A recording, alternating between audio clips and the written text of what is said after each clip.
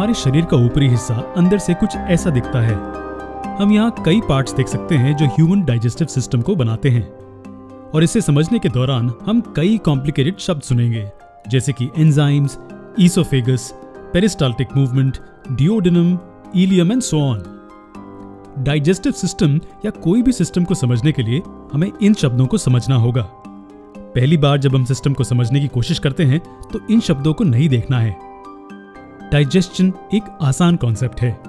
खाना अंदर लिया जाता है, उसे तोड़ा जाता है ताकि हमारा शरीर इसे एब्जॉर्ब कर पाए, और वो चीजें जो हमारा शरीर नहीं एब्जॉर्ब कर सकता उसे हमारे शरीर से बाहर निकाल दिया जाता है। डाइजेशन के बारे में हमें इतना जानना जरूरी है। हम ये जानते हैं कि खाना अंदर कैसे लिया जाता है और कैसे बाहर निकाला जाता है, लेकिन यहाँ जरूरी और दिलचस्प चीज ये है कि ये हमारे शरीर में कैसे तोड़ा जाता है। मान लीजिए कि एक फैक्ट्री है जिसमें 500 वर्कर्स हैं और इसका मालिक अपने पूरी वर्कफोर्स के लिए एक बहुत बड़ा बर्गर मंगवाता है। ये साइज में इतना बड़ा है कि सभी वर्कर्स का इससे पेट भर सकता है, लेकिन वर्कर्स इसे बस देख ही सकते हैं। आपने सही गेस किया, वो एक रेगुलर साइज का बर्गर खा सकते हैं, लेकिन इतनी बड़ी चीज नहीं। हमारे शरीर के सेल्स ये वर्कर्स की तरह होते हैं। उन्हें ऐसे खाने की जरूरत होती है जो छोटे छोटे टुकड़ों में तोड़ा गया हो, ताकि वो उसे अपनी ग्रोथ और रिपेयर के लिए इस्तेमाल कर सकें। चलिए हमारी ऊपरी शरीर के अंदर के रीजन को दोबारा ध्यान से देखें। खाने को तोड़ने का प्रोसेस हमारे मुंह से शुरू होते हुए रेक्टम पर अंत होता है। इस फिगर को देखिए, इसमें कई पार्ट्स हैं जो हमारे द्वारा खाए गए खाने को तोड़ने के विभिन्न फंक्शंस परफॉर्म करते हैं। हम डाइजेशन के टॉपिक को 2 हिस्सों में डिवाइड करेंगे। पहले हम इस डाइजेशन के प्रोसेस को आसान तरीके से समझेंगे और ये भी देखेंगे कि हमें इसकी जरूरत क्यों है, और दूसरा हम हर पार्ट को डिटेल में देखेंगे।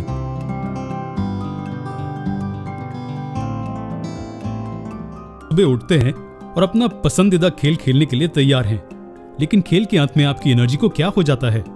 आपकी एनर्जी कम हो जाती है ना? जी हाँ, और आप अपनी खोई हुई एनर्जी फिर से कैसे पाएंगे? खाना खा के। जी हाँ, हमें खाने से एनर्जी मिलती है और एनर्जी पाकर हम कई सारे काम कर सकते हैं।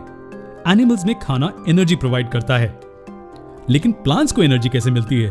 वो तो हमारे जैसे लंच और डिनर नहीं करते, तो उन्हें न्यूट्रिशन कैसे मिलता है? प्लांट्स खाना नहीं खाते, बल्कि वो अपना खाना खुद बनाते हैं। जी हाँ, प्लांट्स अपना खाना खुद बनाते हैं। चलिए इसी के साथ लिविंग बीइंग्स में टाइप्स ऑफ न्यूट्रिशन को देखें। इसके 2 मुख्य प्रकार होते हैं। पहला, जिसमें प्लांट्स जैसे ऑर्गेनिजम्स अपना खाना खुद बनाते हैं, और दूसरा जिसमें हम जैसे ऑर्गेनिजम्स अपना खाना खुद नहीं बना सकते। साइंटिफिकली प्रोड्यूसर्स को ऑटोट्रोफिक ऑर्गेनिजम्स कहा जाता है और कंज्यूमर्स को हेटेरोट्रोफिक ऑर्गेनिजम्स कहा जाता है। और इन न्यूट्रिशन को क्या कहा जाता है? इन्हें ऑटोट्रोफिक न्यूट्रिशन और हेटेरोट्रोफिक न्यूट्रिशन कहा जाता है। चलिए इन्हें डिटेल में देखते हैं। चलिए पहले ऑटोट्रोफिक न्यूट्रिशन से शुरू करते हैं। जैसे कि नाम सुझाता है, ऑटोस का मतलब है सेल्फ और ट्रोफ का मतलब है नरिशिंग। तो जो भी ऑर्गेनिजम्स अपना खाना खुद बना सकते हैं वो इस कैटेगरी में आते हैं। लेकिन ये अपना खाना कैसे बनाते हैं? ये फोटोसिंथेसिस नामक एक अद्भुत प्रोसेस से होता है। इस प्रोसेस में प्लांट्स कार्बन डाइऑक्साइड और वाटर को एब्जॉर्ब करते हैं और लाइट एनर्जी को केमिकल एनर्जी में कन्वर्ट करते हैं। फोटोसिंथेसिस हरी पत्तियों में मौजूद क्लोरोप्लास्ट में होता है। यहाँ कार्बन डाइऑक्साइड ग्लूकोज में कन्वर्ट किया जाता है। इस प्रोसेस को ऐसे भी लिखा जा सकता है, यानी कि कार्बन डाइऑक्साइड को कार्बोहाइड्रेट में कन्वर्ट किया जाता है। वो इसलिए क्योंकि ग्लूकोज और कुछ नहीं बल्कि कार्बोहाइड्रेट है। ये सनलाइट और पानी की मौजूदगी में होता है। एब्जॉर्ब की गई सनलाइट वाटर मॉलिक्यूल को तोड़ने में मदद करती है। इस वजह से रिएक्शंस की एक लड़ी लग जाती है जिसमें प्लांट कार्बोहाइड्रेट को सिंथेसाइज करता है। हालांकि सभी प्लांट्स में इन चीजों के होने का क्रम ऐसा नहीं होता। वो इसलिए क्योंकि आसपास की परिस्थितियां बदलती रहती हैं। फॉर एग्जाम्पल, रेगिस्तान में मौजूद प्लांट्स ज्यादातर रात को कार्बन डाइऑक्साइड लेते हैं, लेकिन सनलाइट की गैर मौजूदगी में वे फोटोसिंथेसाइज नहीं कर पाते। इसलिए वे इंटरमीडिएट कंपाउंड्स बना देते हैं जिन्हें दिन के समय प्रोसेस किया जा सके। तो फोटोसिंथेसिस के लिए सबसे जरूरी चीजें क्या होती हैं? वो होती हैं कार्बन डाइऑक्साइड, वाटर, सनलाइट और सबसे जरूरी क्लोरोफिल। जी हाँ, क्लोरोप्लास्ट में मौजूद क्लोरोफिल पिगमेंट फोटोसिंथेसिस में अहम भूमिका निभाता है। इसमें रिएक्शन सेंटर्स मौजूद होते हैं जो लाइट को एब्जॉर्ब कर सकते हैं। ये रिएक्शंस की लड़ी लगा देता है और फिर उन्हें कंप्लीट करता है। क्लोरोफिल के अलावा एक और महत्वपूर्ण चीज है स्टोमाटा। ये पोर्स के स्ट्रक्चर्स होते हैं जिससे प्लांट्स और वातावरण में गैस एक्सचेंज होती है। तो स्टोमाटा फोटोसिंथेसिस के प्रोसेस में कैसे मदद करते हैं? कार्बन डाइऑक्साइड इन पोर्स के जरिए पत्ते में प्रवेश करता है और इन पोर्स के खुलने और बंद होने की क्रिया गार्ड सेल्स द्वारा की जाती है। लेकिन कैसे? पानी से भर जाने पर गार्ड सेल्स फूल जाते हैं, इससे स्टोमाटा खुल जाते हैं और दूसरी तरफ नरम होने पर स्टोमाटा बंद हो जाते हैं। कार्बन डाइऑक्साइड के फ्लो के अलावा स्टोमाटा पत्ते की सतह से पानी के एस्केप होने के प्रोसेस में भी शामिल होते हैं। इस प्रोसेस को ट्रांसपिरेशन का प्रोसेस कहते हैं। खैर, इन बेसिक रिक्वायरमेंट्स के अलावा प्लांट को कुछ मिनरल्स की भी जरूरत होती है। ये टेरेस्ट्रियल प्लांट्स को मिट्टी से मिलते हैं। इनमें से कुछ मिनरल्स हैं मैग्नीशियम, पोटेशियम, आयरन और सबसे जरूरी नाइट्रोजन। ये एलिमेंट्स कई प्रोसेसेस करने में कुछ जरूरी कंपाउंड्स को सिंथेसाइज करने में मदद करते हैं। तो फोटोसिंथेसिस के लिए ये कुछ जरूरी चीजें थी। फोटोसिंथेसिस ऑटोट्रोफिक न्यूट्रिशन का टाइप है। तो ये ऑटोट्रोफिक न्यूट्रिशन के बारे में था। हम अगले वीडियो में हेटेरोट्रोफिक न्यूट्रिशन के बारे में बात करेंगे।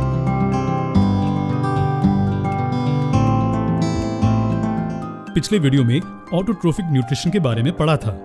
चलिए इस वीडियो में हेटेरोट्रोफिक न्यूट्रिशन के बारे में बात करते हैं। तो ये वो ऑर्गेनिजम्स हैं जो विभिन्न सोर्सेज से न्यूट्रिशन प्राप्त करते हैं। वो ऑटोट्रॉफ्स की तरह अपना खाना सिंथेसाइज नहीं कर सकते। एक पैरामीटर जिस पर हेटेरोट्रोफिक एनिमल्स क्लासिफाई किए जाते हैं वो है फूड सोर्स की मोबिलिटी। इसका क्या मतलब है? चलिए इसे एग्जाम्पल्स की मदद से समझते हैं। हर्बीवोरस एनिमल्स के केस में फूड का सोर्स स्टेशनरी होता है। स्टेशनरी का मतलब वो अपनी जगह से हिलता नहीं है। ये फूड सोर्सेज प्लांट्स और ग्रास हैं। लेकिन कार्निवोरस एनिमल्स के केस में फूड सोर्स मोटाइल होता है, यानी कि वो एक जगह पर स्थिर नहीं रहता। तो ये एनिमल्स को क्लासिफाई करने का एक सिंपल तरीका है। फूड सोर्स या तो स्टेशनरी होगा या मोटाइल। क्या इससे हम ये कह सकते हैं कि सभी एनिमल्स हेटेरोट्रोफ्स होते हैं? जी हाँ, बेशक। चलिए मैं आपसे एक और सवाल पूछता हूँ, क्या इसका उल्टा भी सही होगा? मेरा मतलब है, क्या हम कह सकते हैं कि सभी हेटेरोट्रोफ्स एनिमल्स होते हैं? जी नहीं। हेटेरोट्रोफ्स का मतलब होता है वो ऑर्गेनिजम्स जो दूसरे सोर्सेज से न्यूट्रिशन प्राप्त करते हैं। तो एनिमल्स के अलावा क्या आप ऐसे ऑर्गेनिजम्स के बारे में सोच सकते हैं जो फूड के लिए दूसरे ऑर्गेनिजम्स पर निर्भर होते हैं? जरा सोचिए। जी हाँ, कई फंगाई के प्रकार इस कैटेगरी में आते हैं। लेकिन हम ये जानते हैं कि फंगाई ऑर्गेनिजम्स को नहीं मारते। वे मरे हुए और सड़ रहे ऑर्गेनिक मैटर से न्यूट्रिशन प्राप्त करते हैं। तो इसका मतलब यह है कि सभी हेटेरोट्रोफिक ऑर्गेनिजम्स को भी अलग अलग प्रकार में बांटा जा सकता है। चलिए न्यूट्रिशन प्राप्त करने के पैटर्न पर से इन प्रकारों को पढ़ें। ये एक और पैरामीटर है जिस पर हेटेरोट्रोफिक ऑर्गेनिजम्स को क्लासिफाई किया जा सकता है। पहली कैटेगरी है जिसमें ऑर्गेनिजम्स उनका खाना उनके शरीर के बाहर ब्रेक डाउन करते हैं और फिर वे ब्रोकन डाउन न्यूट्रिएंट्स को सीधे एब्जॉर्ब कर लेते हैं। ऑर्गेनिजम्स जैसे कि फंगाई इस कैटेगरी में आते हैं। ये प्लांट्स और एनिमल्स की डेड बॉडीज के ऑर्गेनिक मैटर को ब्रेक डाउन करते हैं, फिर वे इस ऑर्गेनिक मैटर को एब्जॉर्ब करते हैं। इस टाइप को सैप्रोफाइटिक न्यूट्रिशन भी कहा जाता है। अगर इस टाइप में खाना शरीर के बाहर ब्रेक डाउन किया जाता है तो क्या आप दूसरा टाइप गेस कर सकते हैं? जी हाँ, दूसरा टाइप वो है जिसमें डाइजेशन बॉडी के अंदर होता है और इस कैटेगरी का उदाहरण मनुष्यों से बेहतर और क्या हो सकता है। तो इस टाइप में हम जैसे ऑर्गेनिजम्स होते हैं जो होल फूड खाते हैं। इस खाने को फिर शरीर के अंदर ब्रेक डाउन किया जाता है, न्यूट्रिएंट्स को फिर ब्लड स्ट्रीम में एब्जॉर्ब किया जाता है और इसी के साथ फूड डाइजेशन का प्रोसेस कंप्लीट होता है। इस टाइप को होलोजोइक न्यूट्रिशन भी कहा जाता है। चलिए अब आखिरी टाइप के बारे में बात करते हैं। यहाँ दोनों केसेस में आपने देखा होगा कि न्यूट्रिशन का सोर्स हमेशा मरा हुआ होता है, यानी कि ऑर्गेनिजम्स या तो दूसरे ऑर्गेनिजम्स को मारते हैं या फिर पहले से मरे हुए ऑर्गेनिजम्स पर निर्भर करते हैं। लेकिन लास्ट टाइप जो हम देखने वाले हैं वो इससे अलग है। इस टाइप में ऑर्गेनिजम्स होस्ट को नहीं मारते, वे जीवित ऑर्गेनिजम्स में न्यूट्रिशन प्राप्त करते हैं। जी हाँ, आपने सही सुना। ऐसे ऑर्गेनिजम्स के एग्जाम्पल्स हैं लीचेस जो जंगल में पाई जाती हैं, या तो किसी किसी के सर में पाई जाने वाली जुएं। ऐसे ऑर्गेनिजम्स को क्या कहा जाता है? इन्हें पैरासाइटिक ऑर्गेनिजम्स कहा जाता है। हालांकि ये होस्ट को नहीं मारते लेकिन उन्हें काफी नुकसान पहुंचाते हैं। तो इस तरह न्यूट्रिएंट्स को प्राप्त करने के तरीके पर हम हेटेरोट्रोफिक ऑर्गेनिजम्स को कैटेगराइज करते हैं। ये 3 प्रकार हैं: सैप्रोफाइटिक, होलोजोइक और पैरासाइटिक न्यूट्रिशन। आने वाले वीडियोस में हम डाइजेशन के प्रोसेस को डिटेल में देखेंगे।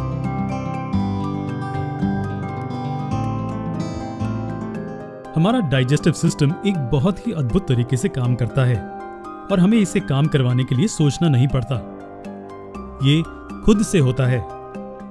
इसके लिए हमारा नर्वस सिस्टम जिम्मेदार है। जैसे ही हम खाना खाते हैं, डाइजेशन का प्रोसेस हमारे मुंह से शुरू हो जाता है। जैसे ही ये हमारे मुंह से गुजरता है, ये इस लंबी पाइप से गुजरता है जहां इसको छोटे छोटे हिस्सों में तोड़ा जाता है और हमारे शरीर में एब्जॉर्ब किया जाता है।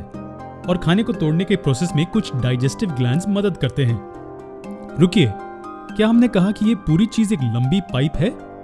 जी हाँ, ये एक पाइप है जिसे एलिमेंट्री कनाल या डाइजेस्टिव ट्रैक्ट कहते हैं। जी हाँ, ये चीज जो हमारे मुंह से शुरू होते हुए सीधे अंत तक जाती है, सिर्फ एक लंबी पाइप है। इसका मॉडिफाइड स्ट्रक्चर हमारे शरीर की जरूरतों पर निर्भर करता है। इसे एक बलून की तरह सोचिए। जब इसे फुलाया नहीं जाता है तो ये कुछ ऐसा दिखता है, लेकिन इसे फुलाकर अलग अलग शेप्स और साइजेस दिए जा सकते हैं। खैर, डाइजेशन मुंह से शुरू होता है। आपके दांत खाने को चबाते हैं। लगातार चबाने से खाना छोटे छोटे पार्टिकल्स में टूट जाता है। क्या सिर्फ यही हमारे मुंह में होता है, चबाना? खैर नहीं। हमारा सलाइवा खाने में मौजूद स्टार्च को सिंपल सब्सटेंसेस में तोड़ता है। सलाइवा बोलस नामक पदार्थ बनाकर भोजन को निगलने में आसान बनाता है। बोलस स्फीयर की तरह होता है जो आसानी से निगला जा सकता है और आगे पास किया जाता है। लेकिन रुकिए, ये सलाइवा आता कहां से है? खैर, हमारे पास सलाइवरी ग्लैंड्स होते हैं जो सलाइवा सीक्रेट करते हैं। इस तरह पहला फेज काफी आसान था। हमारे दांत खाने के बड़े टुकड़ों को चबाकर छोटे टुकड़ों में तोड़ देते हैं और खाने में स्टार्च सलाइवा में मौजूद एंजाइम्स की मदद से तोड़ा जाता है। ये सलाइवा सलाइवरी ग्लैंड्स द्वारा सीक्रेट किया जाता है। इसके बाद टंग खाने को इस रीजन में पुश करती है। जी हाँ, इस रीजन में, जिसे ईसोफेगस कहा जाता है। यहाँ क्या होता है? क्या यहाँ कोई डाइजेशन होता है? नहीं, बिल्कुल नहीं। ईसोफेगस में डाइजेशन नहीं होता है। ये सिर्फ एक पैसेज है मुंह से अगले रीजन यानी कि पेट तक। खाना ईसोफेगस से गुजरते हुए पेट तक जाता है। लेकिन क्या बोलस सिर्फ ग्रेविटी के कारण पेट तक नीचे रोल होता है? जी नहीं, हमें इसे अच्छे से समझना जरूरी है। बोलस को ईसोफेगस द्वारा नीचे धकेला जाता है। जी हाँ, इस रीजन में कुछ मूवमेंट के कारण खाना नीचे पेट तक पहुंचा दिया जाता है। आपको क्या लगता है कि पेट में फिर क्या होता है? पेट में डाइजेस्टिव जूसेस खाने के साथ मिल जाते हैं और प्रोटीन पार्टिकल्स टूट जाते हैं। जी हाँ, प्रोटीन टूट जाता है। और ये डाइजेस्टिव जूसेस कहाँ से आते हैं? ये एक विशेष ग्लैंड द्वारा सीक्रेट किए जाते हैं, जिसे हम बाद में समझेंगे। हम हर एक पार्ट को अलग से बाद में देखेंगे। हमने लिवर, पैनक्रियास या दूसरे ग्लैंड्स ड्रॉ नहीं किए हैं। इन सब को हम डिटेल में अगले पार्ट में कवर करेंगे। चलिए पेट पर दोबारा आते हैं। पेट में खाने को घंटों तक स्टोर करने के लिए यूज किया जाता है और डाइजेस्टिव जूसेस की मदद से बोलस काइन में बदल जाता है, जो अगले रीजन में पास कर दिया जाता है। और अगला रीजन कौन सा है? ये रीजन जो पेट के अंत से शुरू होता है और वो यहाँ तक होता है, इसे हम स्मॉल इंटेस्टाइन कहते हैं। ये डाइजेस्टिव ट्रैक्ट का एक बहुत ही अहम हिस्सा है। इस रीजन में दो जरूरी चीजें होती हैं। पहले, फैट्स, प्रोटीन्स और स्टार्च में तोड़े जाते हैं। ये स्मॉल इंटेस्टाइन के अंदर और आसपास मौजूद ग्लैंड्स द्वारा सीक्रेट किए गए जूसेस की मदद से तोड़े जाते हैं। दूसरा, ये पहला फेज है जिसमें न्यूट्रिएंट्स शरीर में एब्जॉर्ब किए जाते हैं। याद रखिए कि यही मुख्य कारण है कि फूड तोड़ा जाता है, शरीर में इसकी एब्जॉर्प्शन की सहायता के लिए। तो ब्रेकडाउन और न्यूट्रिएंट्स का एब्जॉर्प्शन स्मॉल इंटेस्टाइन में होता है। वो खाना जो स्मॉल इंटेस्टाइन द्वारा डाइजेस्ट नहीं होता है, वो लार्ज इंटेस्टाइन या कोलन में मूव करता है। सिवाय एब्जॉर्प्शन के यहाँ ज्यादा कुछ नहीं होता। और ये न्यूट्रिएंट्स का एब्जॉर्प्शन नहीं है। यहाँ मुख्य रूप से अनडाइजेस्टेड खाने में मौजूद पानी एब्जॉर्ब होता है। जी हाँ, पानी जो शरीर से एब्जॉर्ब नहीं किया जा सकता, वो इस हिस्से में पास कर दिया जाता है। इसे रेक्टम कहा जाता है। इसका क्या काम है? इस सिस्टम द्वारा जो खाना डाइजेस्ट नहीं होता है, वो रेक्टम होल्ड करता है। ये तब तक इसमें रहता है जब तक ये एनस से बाहर नहीं निकल जाता, और इसे एक्सपल्शन या एक्सक्रीशन कहा जाता है। ये पूरा प्रोसेस था। ये डाइजेस्टिव सिस्टम या गैस्ट्रोइंटेस्टाइनल ट्रैक्ट कैसे काम करता है उसके बारे में था। ये सब सुनने में बहुत इंटरेस्टिंग है, लेकिन जो इससे भी ज्यादा इंटरेस्टिंग है वो ये है कि अगर आपको इस सीधे एलिमेंट्री कैनाल के पास खड़ा कर दें तो आप इतने छोटे दिखेंगे। क्या आप जानते हैं कि एक अडल्ट में एलिमेंट्री कैनाल की एवरेज लंबाई लगभग 30 फीट होती है? यह आपकी ऊंचाई की 5 से 6 गुना है। और आप मानेंगे नहीं कि स्मॉल इंटेस्टाइन 20 फीट के नजदीक होती है, जबकि लार्ज इंटेस्टाइन लगभग 6 फीट लंबा होती है। स्मॉल इंटेस्टाइन इतनी छोटी नहीं होती, स्मॉल इंटेस्टाइन को स्मॉल इसलिए कहा जाता है क्योंकि लार्ज इंटेस्टाइन के मुकाबले इसके पैसेज का डायमीटर छोटा होता है। जी हाँ, इसका डायमीटर छोटा है और मानो या न मानो लगभग 90% डाइजेशन स्मॉल इंटेस्टाइन में होता है और बाकी का पेट और लार्ज इंटेस्टाइन में होता है। इंटरेस्टिंग है ना? लेकिन ट्रैक्ट के हर हिस्से के बारे में ऐसा बहुत कुछ है जो हमें समझने की जरूरत है। हम अगले लेसन में इन्हीं सब पॉइंट्स को कवर करेंगे।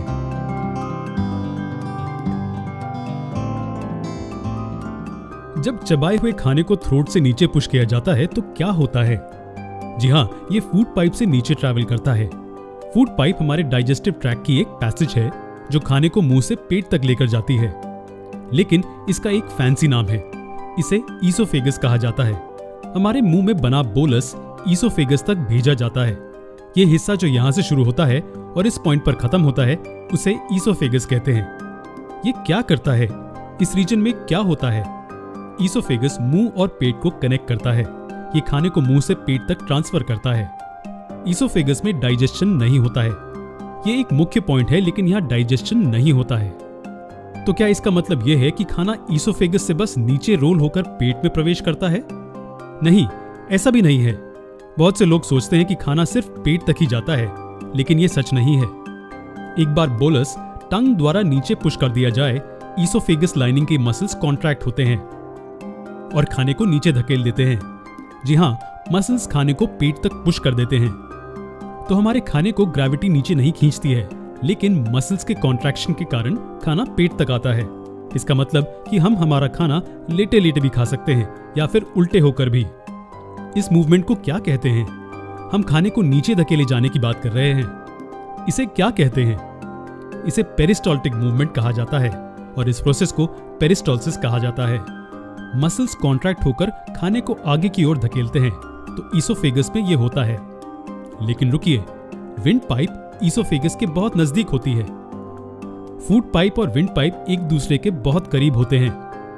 तो आपका खाना कभी कभी गलती से आपकी विंड पाइप में क्यों नहीं जाता? ये मुंह है जहां से खाना अंदर लिया जाता है और ये वो रीजन है जहां थ्रोट खत्म होता है और ये विंड पाइप और फूड पाइप में स्प्लिट हो जाता है। याद रखिए कि फूड पाइप को ईसोफेगस भी कहा जाता है। अगर आप फिगर को ध्यान से देखेंगे तो आप यहाँ एक फ्लैप देखेंगे। जब हम सांस लेते हैं तो ये हवा को विंड पाइप में प्रवेश करने देता है, लेकिन खाने को इसमें प्रवेश करने से रोकने के लिए बंद हो जाता है। हवा अंदर जा सकती है लेकिन खाना नहीं। इस फ्लैप को एपिग्लॉटिस कहा जाता है और इसका काम क्या होता है? आप कह सकते हैं कि हर बार जब हम हमारा खाना चबाते हैं ये हमारी जान बचाता है। अगर खाना विंड पाइप में चला जाए तो ये हवा को ब्लॉक कर देगा और हमें घुटन होगी। तो इस तरह से खाना ईसोफेगस द्वारा पेट में भेजा जाता है। ईसोफेगस के अंत में हमारे पास लोअर ईसोफेगल स्फिंक्टर होता है। जी हाँ, ये नाम बहुत फैंसी है, लेकिन ये एक वाल्व है जो पेट के प्रवेश द्वार की रक्षा करता है। और अगर इसके साथ कुछ गलत हो जाए तो खाना पेट से लीक हो जाएगा और हमें हार्ट बर्न होगा। ये सिर्फ पेट के कंटेंट्स के रिफ्लक्स को रोकता है। डाइजेस्टिव ट्रैक्ट के इस हिस्से के बारे में हमें ये जानना जरूरी था। चलिए, जो भी अभी तक सीखा है उसे जल्दी से रिव्यू करते हैं। खाना हमारे मुंह में प्रवेश करता है जो हम दांतों से चबाते हैं। फिर वो सलाइवरी ग्लैंड्स द्वारा सिक्रीट हुए सलाइवा के साथ मिक्स होता है और बोलस नाम का एक खाने का गोला बनाता है। बोलस को फिर हमारी टंग थ्रोट से नीचे पुश करती है जो ईसोफेगस में प्रवेश करता है।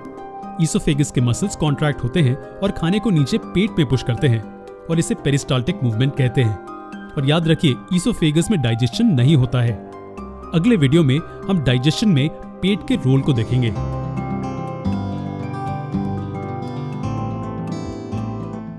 खाना हमारे मुंह में प्रवेश करता है, उसे चबाया जाता है, गीला किया जाता है और गले से ईसोफेगस तक नीचे भेज दिया जाता है। ईसोफेगस की पेरिस्टाल्टिक मूवमेंट के साथ खाने को नीचे पेट तक भेज दिया जाता है। फिर पेट क्या करता है? चलिए जूम इन करके अच्छे से समझते हैं कि आखिर पेट में क्या होता है। पेट को एक बड़े बैग जैसा स्ट्रक्चर की तरह सोचें। खाने को थोड़ा सा डाइजेस्ट करके स्मॉल इंटेस्टाइन में भेज दिया जाता है। लेकिन डाइजेशन कैसे होता है? पेट के पास हमारी ओरल कैविटी जैसे दांत नहीं होते हैं, तो आखिर खाना कैसे तोड़ा जाता है? ईसोफेगस से गुजरकर पेट में बोलस प्रवेश करता है जो मुंह में बनता है। बोलस पेट में इस पॉइंट से प्रवेश करता है। कुछ डाइजेशन यहाँ होती है और फिर इस पॉइंट से बाहर निकल जाता है। पेट से जो बाहर निकलता है उसे काइम कहते हैं। बोलस एक फ्लूइड जैसे सब्सटेंस में बदल जाता है जिसे काइम कहते हैं और उसे स्मॉल इंटेस्टाइन में भेज दिया जाता है। अगर हम एक लाइन में ये समझाएं कि पेट में क्या होता है तो ये कुछ ऐसा होगा। पेट एक चर्नर की तरह काम करता है और ये खाने को एक मिल्की पेस्ट में चर्न करता है जिसे काइम कहते हैं। ये काइम स्मॉल इंटेस्टाइन में रिलीज होता है और इस प्रोसेस को पूरा करने के लिए पेट को लगभग 4 घंटे लगते हैं। बोलस काइम में कैसे बदलता है? इस कन्वर्जन में 2 चीजें मदद करती हैं। पहला, बोलस पेट में मसल के कॉन्ट्रैक्शन के कारण चर्न होता है। जी हाँ, इसे स्टमक में मसल मूवमेंट द्वारा फिजिकली ब्रेक किया जाता है। स्टमक का अंदरूनी लेयर रिंकल से भरा हुआ होता है जिसे रूजे कहा जाता है और रूजे डाइजेशन के दौरान खाने को पकड़ने और मूव करने में मदद करते हैं। मैकेनिकल ब्रेकडाउन के अलावा स्टमक के अंदर खाने का केमिकल ब्रेकडाउन भी होता है। केमिकल ब्रेकडाउन के दौरान अलग अलग न्यूट्रिएंट्स जैसे कि प्रोटीन्स और फैट्स एंजाइम्स द्वारा ब्रेकडाउन किए जाते हैं। जी हाँ, एंजाइम्स खाने को केमिकल ब्रेकडाउन में मदद करते हैं और एंजाइम्स गैस्ट्रिक जूसेस में मौजूद होते हैं जो पेट की दीवारों पर मौजूद गैस्ट्रिक ग्लैंड्स में सीक्रेट होते हैं। याद रखिए कि किसी भी तरह के केमिकल ब्रेकडाउन के लिए ऑर्गन के आसपास मौजूद ग्लैंड्स द्वारा जूसेस सीक्रेट किए जाते हैं। ओरल कैविटी में एंजाइमेटिक ब्रेकडाउन के लिए हमारे पास सलाइवरी ग्लैंड्स होते हैं और स्टमक में खाने के एंजाइमेटिक ब्रेकडाउन के लिए हमारे पास गैस्ट्रिक ग्लैंड्स हैं। हमें केमिकल ब्रेकडाउन को डिटेल में समझना होगा। बोलस के केमिकल डाइजेशन में 3 चीजें मदद करती हैं। वो है हाइड्रोक्लोरिक एसिड, पेप्सिन और लाइपेज। हाइड्रोक्लोरिक एसिड नेचर में एसिडिक होता है। ये बैटरी एसिड से भी ज्यादा एसिडिक होता है। ये हाइड्रोक्लोरिक एसिड खाने में बैक्टीरिया को मारता है और हमारे शरीर को हानिकारक माइक्रोब से बचाता है। ये इसके फंक्शंस में से एक फंक्शन है। हाइड्रोक्लोरिक एसिड पेप्सिन नाम के प्रोटीन डाइजेस्टिव एंजाइम्स को काम करने के लिए उचित स्थिति बनाता है। तो हाइड्रोक्लोरिक एसिड अनचाहे बैक्टीरिया को मारता है और पेप्सिन को खाने पर काम करने में मदद करता है। लेकिन पेप्सिन के बारे में आपका क्या कहना है? पेप्सिन खाने में एक प्रकार के न्यूट्रिएंट के एंजाइमेटिक ब्रेकडाउन में मदद करता है और वो है प्रोटीन। जी हाँ, प्रोटीन को पेप्सिन नाम के एंजाइम द्वारा ब्रेकडाउन किया जाता है। ये पेप्टाइड में ब्रेकडाउन किया जाता है जो कि प्रोटीन का पार्टली ब्रोकन डाउन रूप है और स्टमक द्वारा सिक्रीट किया गया गैस्ट्रिक लाइपेज फैट्स के डाइजेशन में मदद करता है। तो हमारे स्टमक में खाने के केमिकल ब्रेकडाउन के बारे में ये 3 चीजें जानना जरूरी है। ये हैं हाइड्रोक्लोरिक एसिड, पेप्सिन और गैस्ट्रिक लाइपेज के रोल्स। जरा रुकिए, क्या आप जानते हैं कि हाइड्रोक्लोरिक एसिड नेचर में इतना एसिडिक है कि ये मेटल को भी डिसॉल्व कर सकता है? जी हाँ, ये इतना स्ट्रांग है। तो अगर ये इतना स्ट्रांग है तो स्टमक खुद को कैसे बचाता है? ये इसलिए क्योंकि हमारा स्टमक म्यूकस की लेयर से कोटेड होता है जो इसे ऐसे स्ट्रांग एसिड से बचाती है। और अगर ये लेयर किसी भी तरह से खराब हो जाए तो हमें दर्दनाक अल्सर्स हो सकते हैं। डाइजेशन के अलावा स्टमक एक short term food storage facility के रूप में भी काम करता है। इससे हम ज्यादा खाना जल्दी खा सकते हैं और ये इसे बाद में डाइजेस्ट करता है। जब हमारा पेट भरा होता है तो ये लगभग 2 से 3 लीटर तक चबाया हुआ खाना रख सकता है। चलिए इसे जल्दी से रिव्यू करते हैं। हमारे पेट में 2 चीजें होती हैं। पहली, हाइड्रोक्लोरिक एसिड बैक्टीरिया को मारता है और एंजाइम्स को काम करने के लिए उचित स्थिति बनाता है और एंजाइम्स प्रोटीन्स और फैट्स को सिंपल कंपोनेंट्स में ब्रेक डाउन कर देता है। जैसे ही काइम स्टमक को छोड़ने के लिए तैयार हो जाती है तो पाइलोरिक स्फिंक्टर खुल जाता है और काइम की एक छोटी सी मात्रा को डिओडेनम में पास कर देता है। डिओडेनम स्मॉल इंटेस्टाइन का पहला हिस्सा है जिसके बारे में हम अगले सेशन में समझेंगे।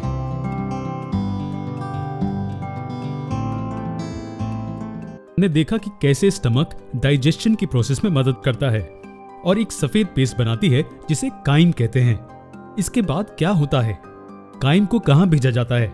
वो डिओडेनम में जाता है जो स्मॉल इंटेस्टाइन का पहला पार्ट होता है। इसका साइज डाइजेस्टिव सिस्टम के बाकी के हिस्सों के मुकाबले बहुत छोटा होता है, लेकिन चौंका देने वाली बात यह है कि ज्यादातर डाइजेशन यहीं होता है। जी हाँ, ये बहुत ही छोटा हिस्सा है लेकिन ज्यादातर डाइजेशन यहीं होता है। और क्योंकि ज्यादातर डाइजेशन यहां होता है, ये डाइजेस्टिव ट्रैक्ट का सबसे इंटरेस्टिंग हिस्सा है। हमारे बॉडी के 2 सबसे बड़े ग्लैंड्स डिओडेनम के नजदीक होते हैं। ये दोनों तरह तरह के काम करने में डिओडेनम की मदद करते हैं। हमारे बॉडी में सबसे बड़ा ग्लैंड होता है लिवर और इसका वजन लगभग 1.5 किलो होता है। जी हाँ, हमारा लिवर इतना हैवी होता है। ये एक ऑर्गन होने के साथ साथ एक ग्लैंड भी है। इसके बाद सबसे बड़ा ग्लैंड होता है पैनक्रियास। ये दोनों ग्लैंड्स जूसेस रिलीज करते हैं। ये जूसेस डिओडेनम को डाइजेशन में मदद करते हैं। चलिए पहले लिवर के बारे में बात करते हैं। लिवर बहुत से काम करता है, लेकिन जहां तक डाइजेशन की बात है, ये एक फ्लूइड सीक्रेट करता है जिसे बाइल कहते हैं। ये बाइल जूस गॉल ब्लैडर में स्टोर किया जाता है। जी हाँ, बाइल लिवर द्वारा सिक्रीट किया जाता है और गॉल ब्लैडर में स्टोर किया जाता है।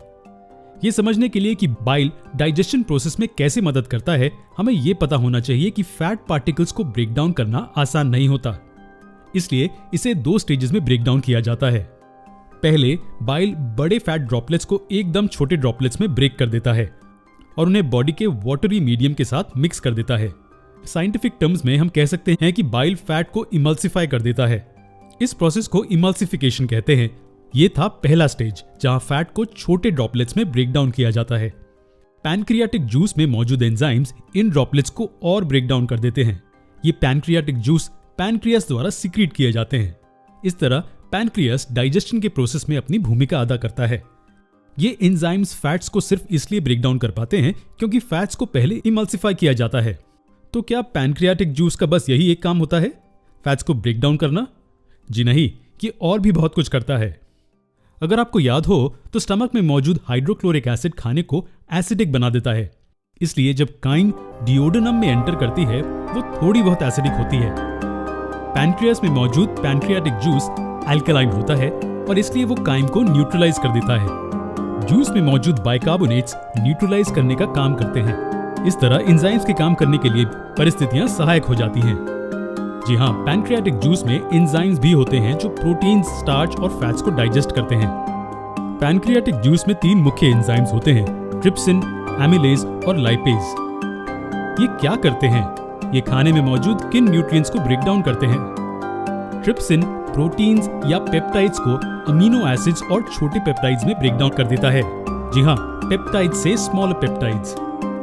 पैनक्रियाटिक एमिलेज बचे हुए स्टार्च को माल्टोज में बदल देता है और पैनक्रियाटिक लाइपेज इमल्सिफाई किए गए फैट्स पर काम करता है और उन्हें फैटी एसिड्स और ग्लिसरॉल में बदल देता है।